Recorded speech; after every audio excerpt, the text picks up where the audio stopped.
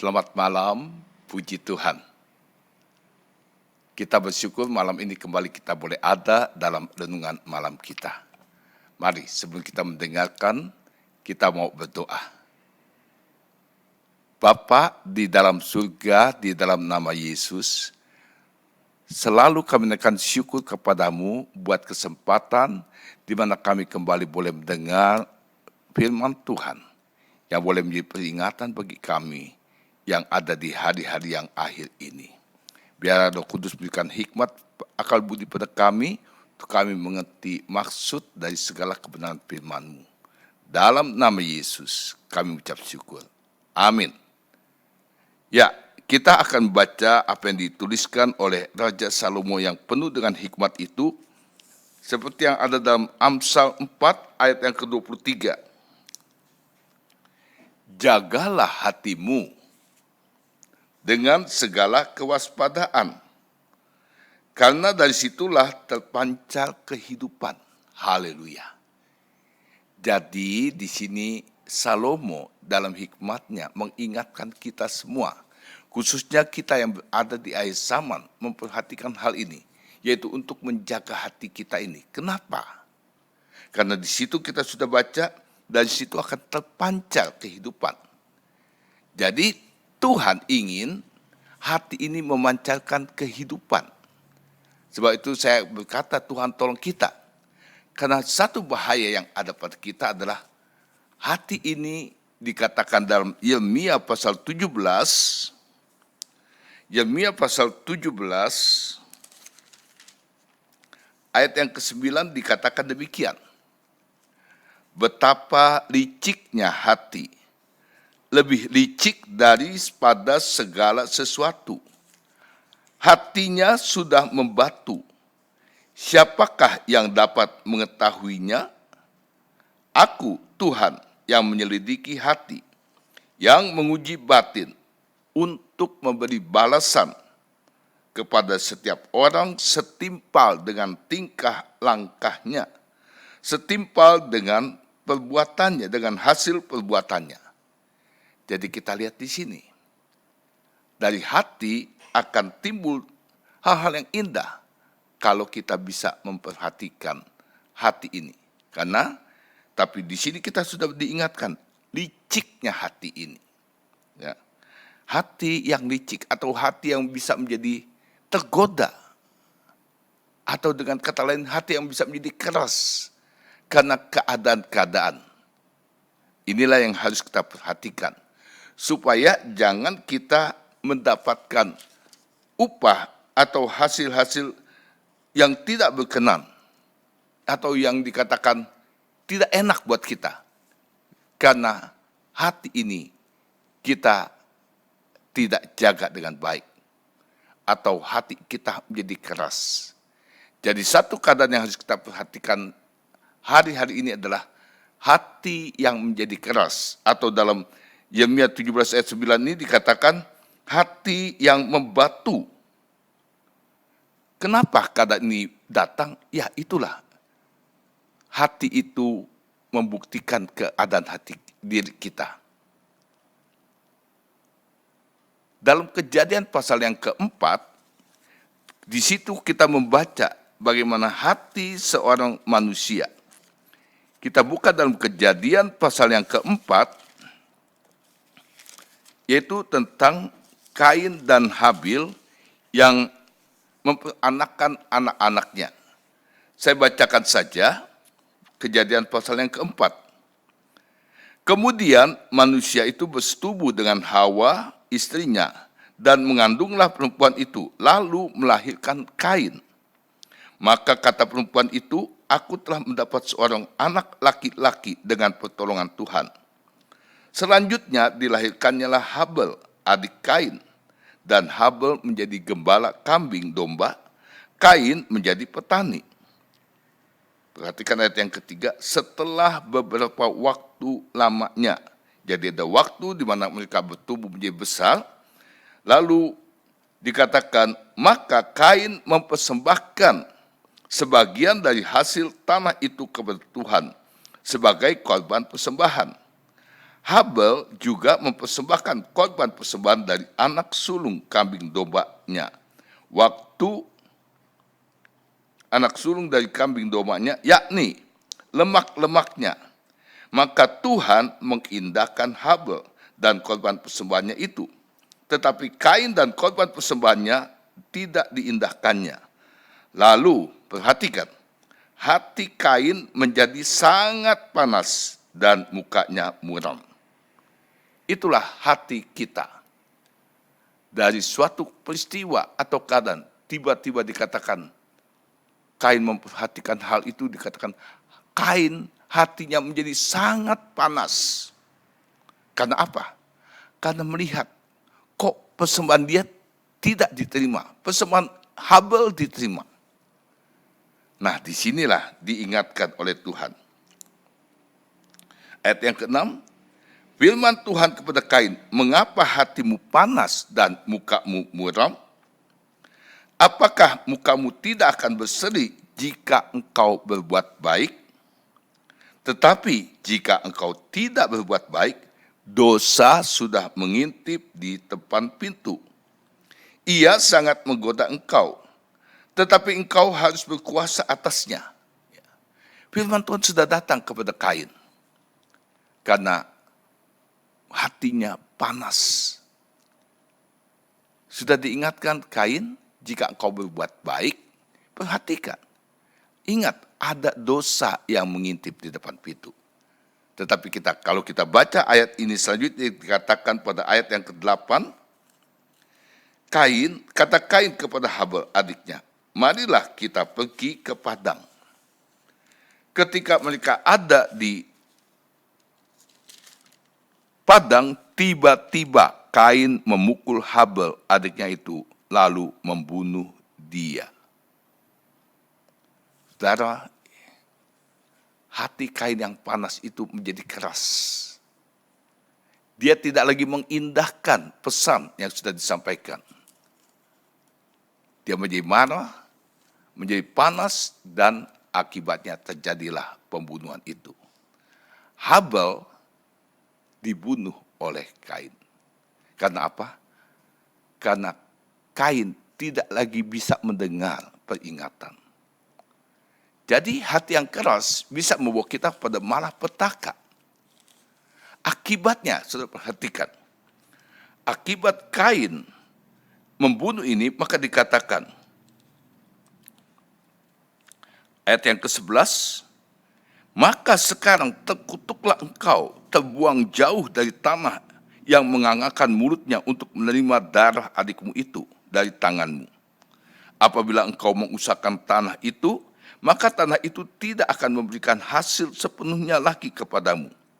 Engkau akan menjadi seorang pelarian dan pengembara di bumi. Kata Kain kepada Tuhan, hukumanku itu lebih besar daripada apa yang dapat kutanggung. Engkau menghalau aku sekarang ini dari tanah ini, dan aku akan tersembunyi dari hadapanmu. Seorang pelarian dan pengembara di bumi. Maka barang siapa yang akan bertemu dengan aku, tentulah akan membunuh aku. Kain akhirnya mendapatkan hal yang sangat tidak menyenangkan. Dia harus menjadi seorang pelarian, pengembara di bumi. Dan lebih dahsyatnya, dia tahu, waduh, saya akan dibunuh oleh orang yang menemukan saya. Nah, inilah yang membuat Tuhan masih berkemurahan kepada Kain. Kain diberi tanda sehingga orang tidak akan membunuh dia. Jadi bersyukur Tuhan kita di tengah-tengah kekerasannya masih mempunyai hati. Sehingga Kain hanya menjadi seorang pelarian atau pengembara di bumi ini. Ya. Nah, jadi kita perhatikan, jangan sampai hati yang membatu, hati yang tidak bisa mendengar lagi apa yang diingatkan, akan bawa kita kepada satu malapetaka. Contoh lain di dalam Alkitab, kita bisa baca dalam Keluaran pasal yang ke-7. Keluaran pasal yang ke-7 menceritakan tentang pada waktu bangsa Israel diperintahkan untuk keluar. Karena kita tahu pada Keluaran pasal 3, keluhan bangsa Israel membuat mereka akhirnya didengar oleh Tuhan. Seruan mereka didengar oleh Tuhan. Dan Tuhan mengutus Musa dan Harun untuk bawa mereka keluar. Ya. Nah, dalam pasal 7 ini dikatakan demikian. Berfirmanlah Tuhan kepada Musa, lihat, aku mengangkat engkau sebagai Allah bagi Fir'aun, dan Harun abangmu akan menjadi nabimu. Engkau harus mengatakan segala yang kuperintahkan kepadamu. Dan Harun abangmu harus berbicara kepada Fir'aun, supaya dibiarkannya orang Israel itu pergi dari negerinya. Tetapi aku akan mengeraskan hati Fir'aun, dan aku akan memperbanyak tanda-tanda dan mujizat-mujizat yang kubuat di tanah Mesir. Bila mana Firaun tidak mendengarkan kamu, maka aku akan mendatangkan tanganku ke atas kepada Mesir dan mengeluarkan pasukanku, umatku, orang Israel dari tanah Mesir dengan hukuman-hukuman yang berat. Kita perhatikan di sini, Firaun dibuat keras hatinya. Karena apa? Karena Tuhan yang mengenal isi hati ini. Dia tahu Firaun ini orang yang jahat, orang yang penuh dengan kelicikan. Dan itu terbukti. Dalam pasal-pasal berikutnya kita melihat bagaimana Firaun mempermainkan pesan-pesan Tuhan ini. Dinyatakan keajaiban Tuhan. Selama Firaun memakai orang-orangnya untuk dapat mengatasi masalah-masalah yang diperbuat oleh Musa dan Harun, maka terjadilah tarik ulur. Diizinkan, tidak diizinkan lagi. Diizinkan, tidak diizinkan lagi. Seperti yang dapat kita lihat dalam Keluaran pasal 7, Keluaran pasal 10 ayat yang ke-27.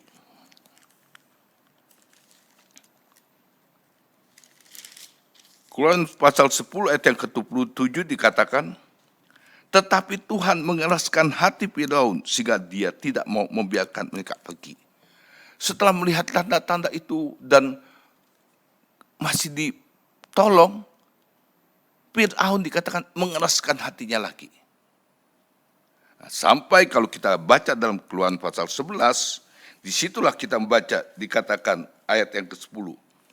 Musa dan Harun telah melakukan segala mujizat ini di depan Firaun. Tetapi Tuhan mengeraskan hati Firaun sehingga tidak membiarkan orang Israel pergi dari negerinya. Nah, kita tahu bukan? Setelah hal ini disampaikan, maka terjadilah tulah yang ke-10 itu. Ya, terjadi kematian anak sulung di Mesir. Anak sulung orang Mesir. Sampai kepada binatang-binatangnya. Dan mereka baru melepaskan, Firaun baru melepaskan bangsa Israel.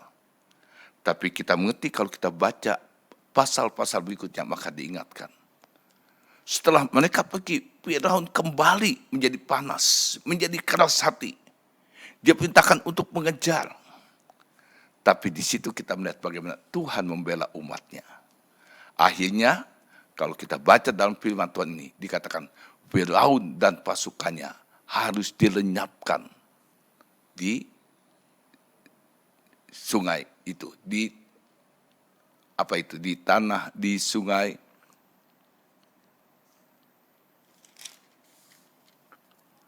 Ya. Firaun harus musnah di Laut Merah itu, ya, Laut Teberau. Jadi kita lihat itulah akibat kekerasan hati Firaun. Firaun tidak mempunyai kesempatan lagi. Dia harus mati binasa. Nah, karena itulah di sini kita diingatkan. Hari-hari ini seperti dalam 2 Timotius 3 mengingatkan pada kita. Ini adalah hari-hari yang sukar. Memang keadaan-keadaan sukar seringkali membawa kita dalam kekerasan hati kita. Kita menjadi orang yang tidak mau tahu. Tidak mau mendengar lagi firman Tuhan. Berat telinga kita. Dan ini dampaknya dahsyat Tuhan. Kalau kita tidak mendengar lagi, kita tidak mau mendengar. maka kita bisa mendapatkan hukuman-hukuman yang tidak terelakkan lagi. Jadi Tuhan tolong hari-hari ini, kalau kita diperingatkan, janganlah keraskan hatimu. Itu yang sudah diingatkan. Kalau kita mendengar suaranya, jangan mengeraskan hati. Jadi Tuhan tolong, saya katakan Tuhan tolong, hari-hari ini kita jangan sampai punya hati yang keras. Sehingga kita akan binasa. Tapi biarlah hati kita lembut. Kita minta Tuhan melembutkan hati kita. Supaya kebaikan Tuhan masih dinyatakan pada kita. Tuhan tolong kita semua supaya di hari-hari ini, hati kita bukan menjadi hati yang keras. Tapi hati kita terbuka buat Tuhan. Terbuka buat firman-Nya. Sehingga kita boleh mendapatkan kemurahan-Nya. Tuhan tolong kita semua. Bukankah Dia berkata, perhatikanlah kemurahan Allah dan juga kekerasannya. Kemurahan Allah akan menjadi bagian kita kalau kita mau ada dalam kemurahan-Nya. Tetapi kekerasan Allah akan terjadi kalau kita tidak memperhatikan firman-Nya. Memperhatikan perintah-perintah-Nya. Sekali lagi, Tuhan berkati kita semua mempunyai hati yang lembut, bukan hati yang keras. Mari kita berdoa. Bapa, kami sudah mendengar lagi firman-Mu. Engkau selalu mengingatkan kepada kami supaya hati kami tidak menjadi hati yang keras. Tapi hati kami menjadi hati yang penuh dengan kemurahan. Hati yang lembut dan siap untuk mendengar perintah-perintah-Mu. Mengikuti apa yang baik untuk mengubah nasib kami. Tidak lagi menjadi orang-orang yang dihukum oleh Engkau. Tapi kami mendapatkan kemurahan Tuhan, karena kami mau belajar mendengarkan firman Tuhan. Hati yang lembut, hati yang siap ditegur, untuk kami menerima segala kebaikan Tuhan. Sebab itu ya Bapa, bawalah kami pada seluruh kebenaran firman-Mu, sehingga kami boleh mendapatkan pertolongan pada waktunya. Terima kasih Bapa buat malam ini, berkat-Mu atas kami semua, di dalam nama Tuhan Yesus Kristus. Haleluya, amin.